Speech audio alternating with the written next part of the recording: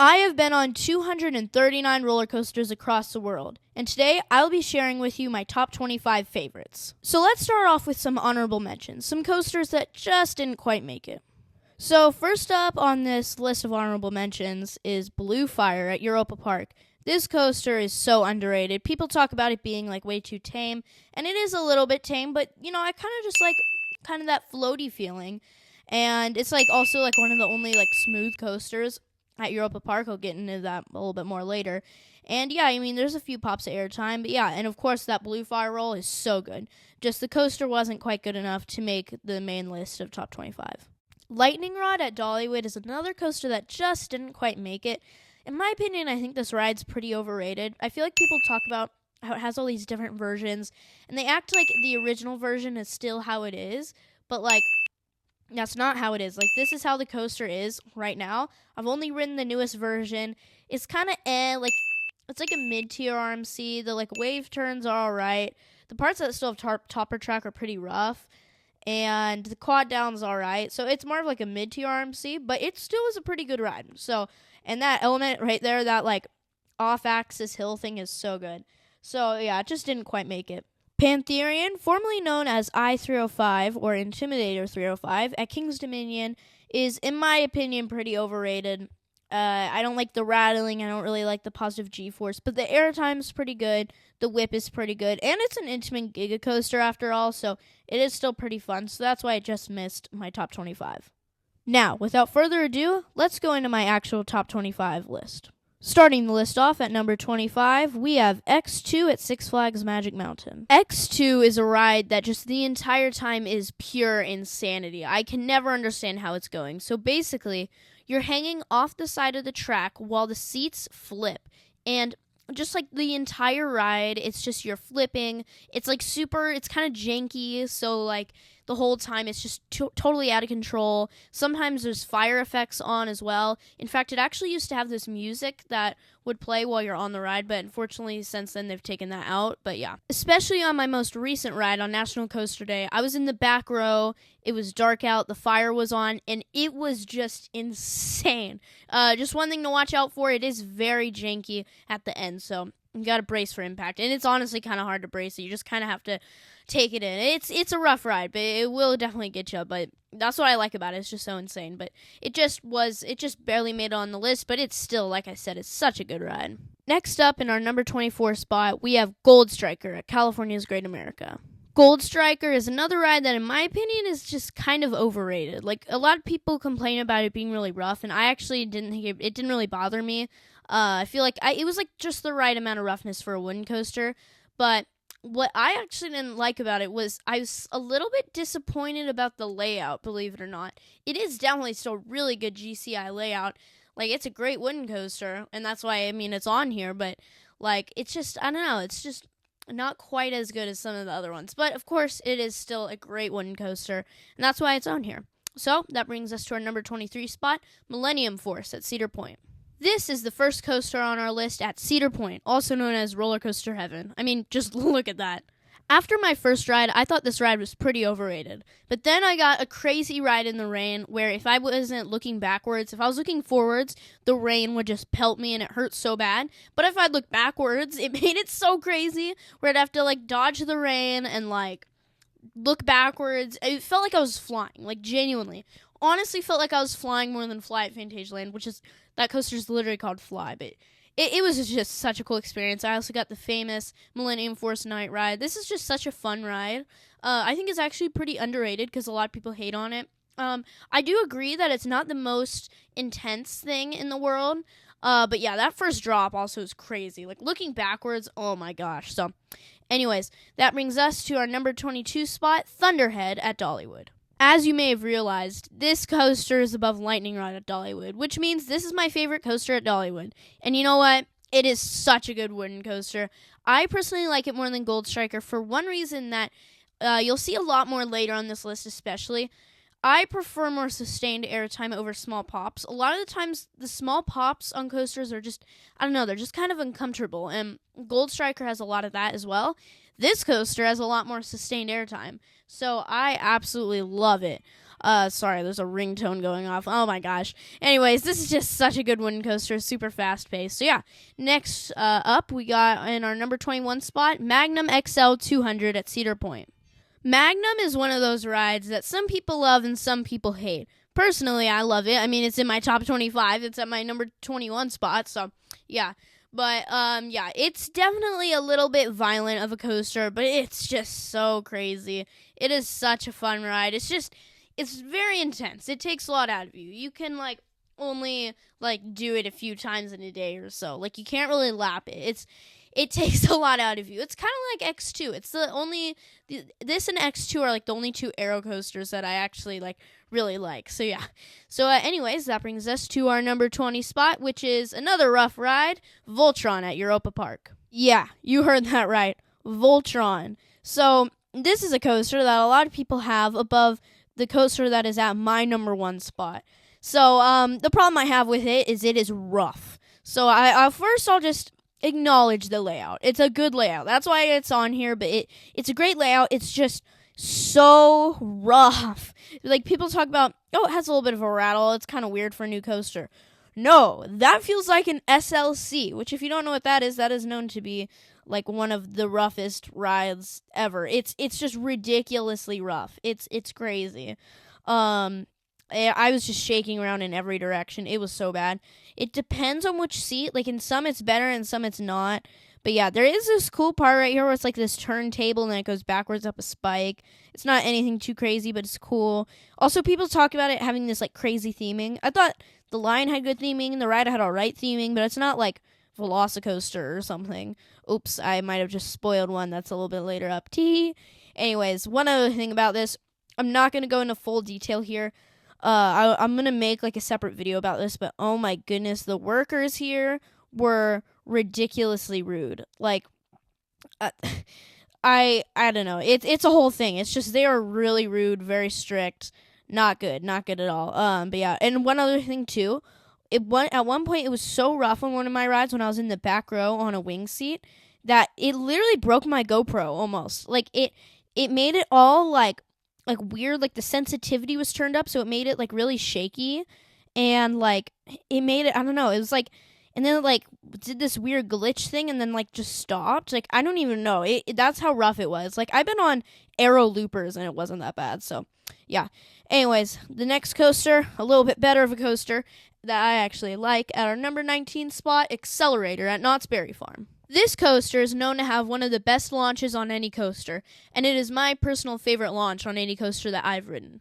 This coaster has just such a punchy launch. That launch just feels so insane. And then it goes into a 200-foot tall top hat, and the airtime is just so good. In the back row, also when you look backwards, it's so cool, and yeah. Most people say this is the best coaster at Knott's, but I think there is one that's better. Anyways, let's go to our number 18 spot, Iron Rattler at Six Flags Fiesta, Texas. This is one of the best RMC hybrids out there. This coaster is just so good. The drop in the back row, the main drop, is so good. The drop off the quarry wall in the back row is genuinely one of the best airtime moments ever. It definitely has some slower parts since it was one of the older RMCs, but I still really enjoyed the ride. It has great night rides. The airtime is absolutely insane. So yeah, anyways, to our number 17 spot, Taron at Phantasialand. This ride is really good.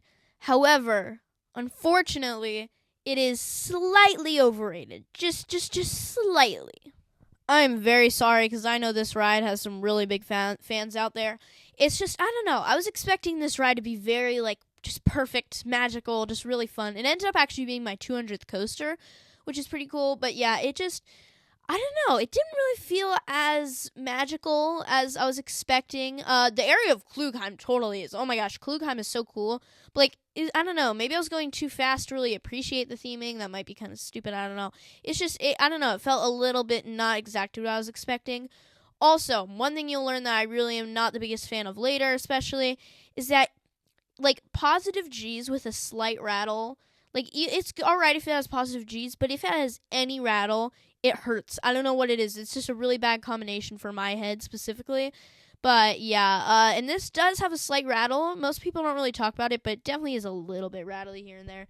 But it, of course, is still a great ride, and that's why it's on here. So let's go to our number 16 spot, Twisted Colossus at Six Flags Magic Mountain. Twisted Colossus was once my number 1 coaster, all the way back when I first created this channel. And now it's my number 16. But that's only because I've just ridden so many amazing coasters since. Twisted Colossus is just such a good RMC. All the amazing airtime moments. The drop in the back row is genuinely one of the most insane RMC drops. I don't know why. It just really pulls me over extra, I feel like. And then, of course, there's the factor that it sometimes duels. Recently, it's been getting a lot better, but most people don't actually really know about that. But yeah, it has been getting a lot. Like, you duel most of the time where you race side by side. And it's so cool. Like, the train will rush above you, or if you're above the other train, then you're like looking down. It is so cool. So yeah, it's just such a great coaster. And then yeah, let's go to our number 15 spot, Mako at SeaWorld Orlando. Mako is an absolutely amazing B&M hypercoaster. The airtime on this is insane. And by the way, this is the first of 2 B&M coasters on this list. Only 2. And yeah, the airtime is just insane. This hill right here, called the 5-second hill, you're just floating for so long. It's crazy. The airtime on this is great. My favorite B&M hyper. I don't want this video to be like too long, so I'm going to start kind of speeding up through some of these. But yeah, such a great coaster. Anyways, we're going to go on to our number 14 spot, Hagrid's Magical Creatures Motorbike Adventure at Islands of Adventure. Otherwise known as Hagrid's, because that is just such a long name for a roller coaster, Hagrid's is just such a good and underrated coaster, honestly. It's underrated, and it still gets like 3-hour lines. It's like, I don't know, it's like genuinely like magical. The theming is integrated so well. I love the, spoiler alert, backwards parts and the drop track. It is just such a good ride. And unlike Taron, this actually did feel magical. So, anyways, that brings us to our number 13 spot, Ghost Rider at Knott's Berry Farm. Ghost Rider is the best ride at Knott's. This, I don't know, so many people call it overrated. It's not. It is not overrated. It is so good. The people that say that do have one thing, and that's that they always get stapled. If you don't know what staple means, it's when you're in a roller coaster really tight. And I have gone here so many times. It's my most ridden coaster, actually. At the moment, at time of the recording, I think I've been on it 139 times, something like that. So I've been on this a ton, and I have never gotten stapled. So I don't know how that keeps happening. Just scoot forward. It's actually really easy not to get stapled on this. But the second half of this ride is where it shines. It is so insane. That drop off the mid-course is crazy. And then this part here, that hill into the turn, it just flying through the wooden supports, going in every direction, the laterals on this ride. It is such a good ride, and right now it is actually my favorite wooden coaster. So yeah, now let's go to the number 12 spot, Fly at Phantasialand. Oh, Fly. Oh my gosh, I love Fly. This ride is purely magical. It is just perfect. It is perfect in every way. This is the magic that I wanted from Phantasialand that Taron did not give me. And that's why this is my favorite ride at Phantasialand. Oh my goodness. Just flying like that through Rookburg, which if you don't know, that is the area that Fly is in. It's a steampunk area. It is so cool. The like little dark ride segment before is so cool. The way it transitions from being like on your side to flying is crazy. It is just it is perfect. And that's why it is my favorite ride at Phantasialand. So let's go to our number 11 spot, Railblazer at California's Great America. Railblazer is the best coaster in California, and usually it's not really called the best coaster in California. Usually it's like Twisted Colossus or X2 or something, which I mean, those aren't even really close. There's also Ghost Rider, but yeah. This is just such an intense ride. I love these RMC Raptors. This is unfortunately the only Raptor clone I've ridden because I've been to Fiesta, Texas, but Wonder Woman was closed. I waited an hour and it was still closed. And yeah, anyways, this also isn't like terribly rough. I actually think Wonder Woman at Magic Mountain's rougher. But yeah, now we're going into the top 10 on this list. Starting it off at number 10, Maverick at Cedar Point. Maverick has the potential to be way higher on this list. However, during my 4 days at Cedar Point, I only got 2 rides on this. And that's because it just closes so much. It was constantly breaking down, and it always had like really long lines. So I did get on 2 rides, and it is such a great and intense coaster. It's just, I just didn't really get to feel it very much. And the restraints, they're definitely better than the like intimate and hard straps, like how they used to be. And the soft straps are alright, but it's just like the main bar part of it really hurts when there's airtime, and I don't know why. So, yeah. Anyways, let's go to another Intamin multi-launch coaster at our number 9 spot, Pantheon at Busch Gardens Williamsburg. Pantheon is a ride that another Intamin multi-launch that I have had a very different experience with. Unlike Maverick, in fact, the opposite, I've been on Pantheon 20-something times. And that's because when I was at BGW, so many of the rides were closed. The lineup was kind of disappointing, so I just ended up doing this a ton.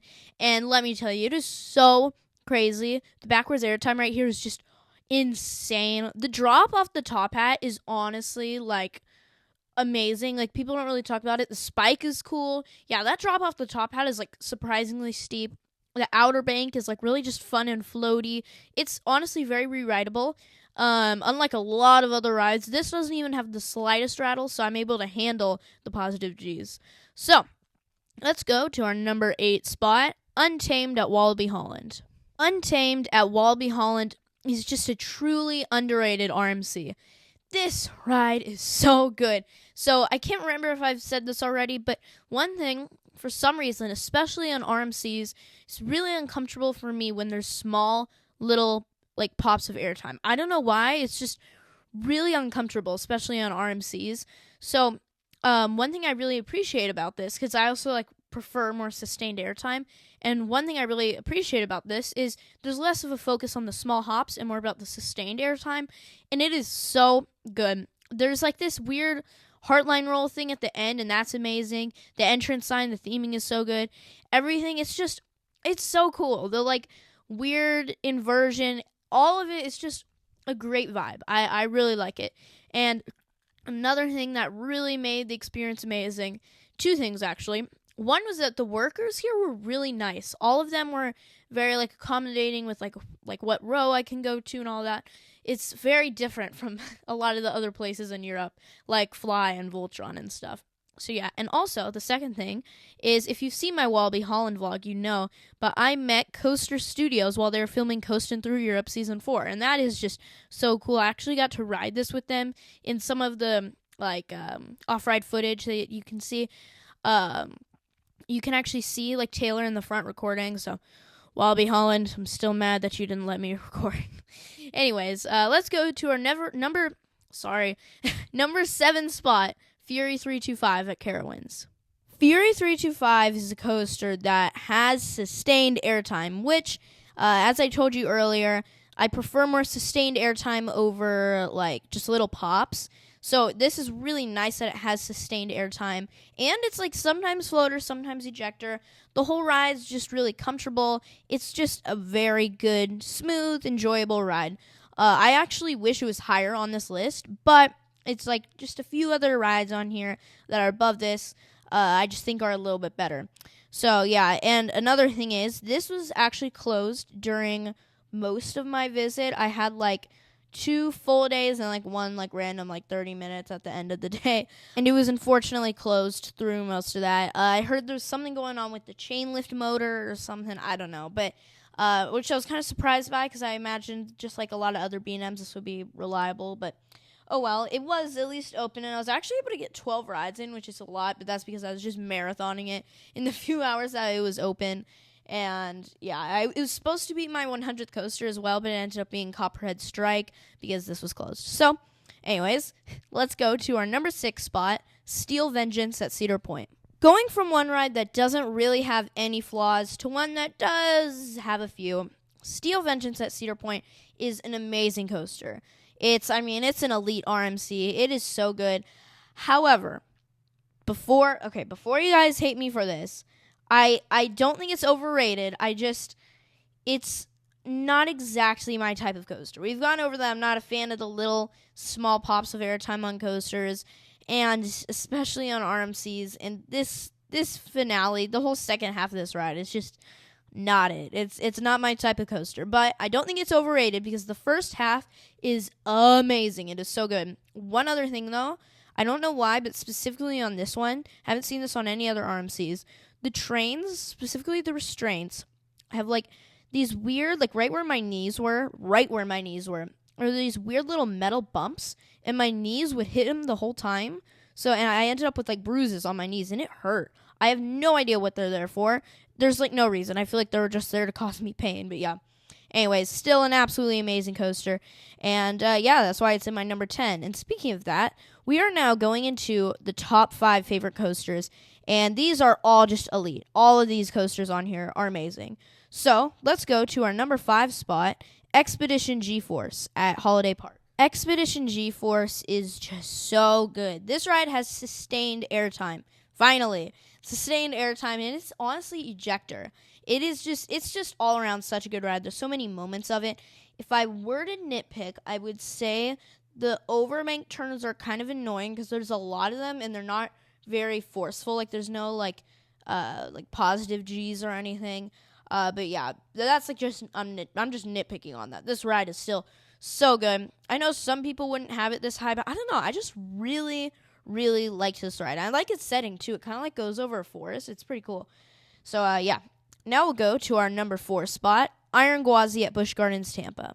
Iron Gwazi is such a good ride. This is my favorite RMC. It has the sustained airtime, not the small pops like so many other RMCs do. This coaster is just so good. Similarly to Fury, this coaster was also closed most of the time I went. I don't know what it is with all these rides that are like some of my favorites always being closed, but yeah, I still got a good amount of rides on this, and it is just so good. Amazing RMC. I also filmed some pretty wacky POVs on this, like this one you're seeing right here, the sideways POV, and a backwards POV, and that was so cool. So, yeah.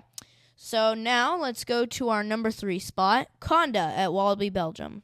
Conda is just such a relentless ride. This ride honestly feels kind of similar to Iron Gwazi. That hill right there is probably one of the craziest, like, ejector airtime moments ever. It is like insane. It is insane.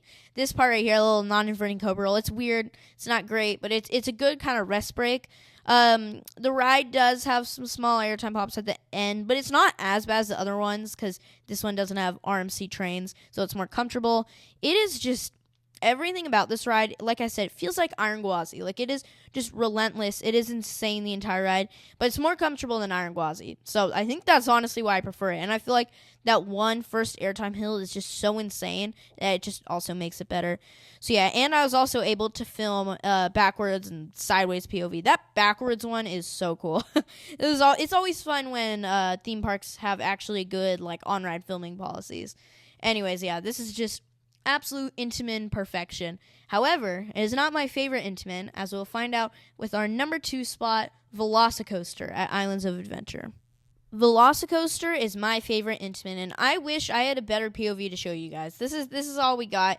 All of the like POVs that are actually good of this, none of the people like got back to me about if I could use this for this video, if I could use their POV for this video. So this is all we got. Anyways, it is just it is perfection.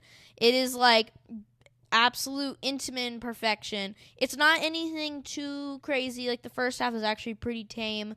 It gets pretty crazy towards the end with the like Mosasaurus roll. This launch right here is insane. It honestly feels like Tarns, but like crazier. But then again, it doesn't have that awesome sound. But yeah, it is like it doesn't have the stats, but it has the theming. The theming on this is so good. I wish it had onboard audio. That would like make this ride just perfection. Honestly, maybe make it my number 1. And speaking of that spot, this coaster used to be at my number 1 for so long. I didn't think there was anything that could top it. But since then, I've ridden one coaster that is better. And that is at our number 1 spot, Ride to Happiness at Plopsaland Depot. I rode to happiness on Ride to Happiness. I mean, I guess it makes sense. But this ride is just... It's kind of funny. Like, on my first ride, I was just screaming my lungs out to like just sitting back and like relaxing and just listening to the music. Like honestly, looking back, it was kind of weird. Like I would just like kind of like just sit back and like smile weirdly and just be like, yes, like Ride to Happiness did something to me. I think I Road to Happiness too many times. But yeah, anyways, I'm sorry, but I'm going to give you guys the treatment of my last ranking my favorite coasters video. And I'm not going to talk about Ride to Happiness anymore because this video is already 25 minutes long and I don't want it to be any longer. So I'm going to do a separate review. Definitely. This time I will, unlike when I said last time with the Twisted Colossus. This time I'm actually going to do a separate review because I can talk about this ride for hours. So, yeah. So, that is all of my top 25 favorite coasters. So, that's going to be it for this video. This video took a really long time, so make sure to like and subscribe. It would really help out. And, yeah, feel free to comment your top favorite coasters. I'd love to read them out. And yeah, so that's going to be it for this video. If you liked it, then like and subscribe, and bye.